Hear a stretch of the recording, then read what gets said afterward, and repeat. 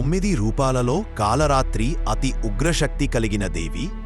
ఆమె భయాన్ని చెడుని సంహరించే కాలరాత్రి స్వరూపం. భక్తుల హృదయాలలో ధైర్యం భక్తి నింపే తల్లి. కాలరాత్రి రూపం భయంకరమైన దైవమూర్తి. ఆమె నల్లని వర్ణం, విడిచిపడిన జటాజూటం, అజయమైన భంగిమ. 3 కళ్ళ నుండి అగ్నిజ్వాలల విరజిమ్ముతాయి. ఆమె ఊపిరి కూడా అగ్నిపుంజమై వెలువడుతుంది. ఆమె గాడిదపై విహరిస్తుంది. పై 2 చేతులలో కత్తి, ఇనుప ఖడ్గం పట్టకొని, క్రింది 2 చేతులతో అభయముద్ర, వరముద్రలతో భక్తులను కాపాడుతుంది. ఆమె ప్రత్యక్షమైనప్పుడు ఆకాశం కంపిస్తుంది, భూమి కంపించుతుంది.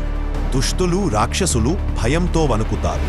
కాని భక్తులకు మాత్రం ఆమె స్నేహమై తల్లి, అభభయాలు, అడ్డంకులను తొలగించేది.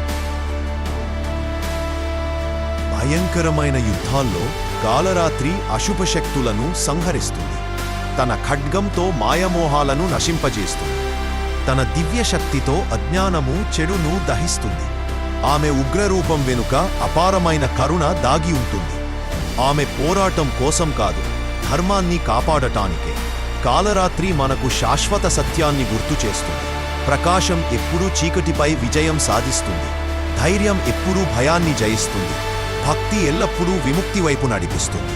నవరాత్రి 7వ రోజు భక్తులు కాలరాత్రిని భక్తి శ్రద్ధలతో ఆరాధిస్తారు. దీపాలు వెలిగిస్తారు, స్తోత్రాలు జపిస్తారు.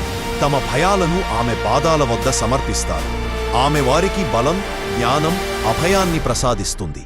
కాలరాత్రి కేవలం దుష్టులను సంహరించేవారు కాదు, తన సంతానాన్ని చీకటి మార్గాల నుండి నడిపించి జ్ఞానం, శాంతి, విముక్తి దిశగా తోడ్పడే తల్లి.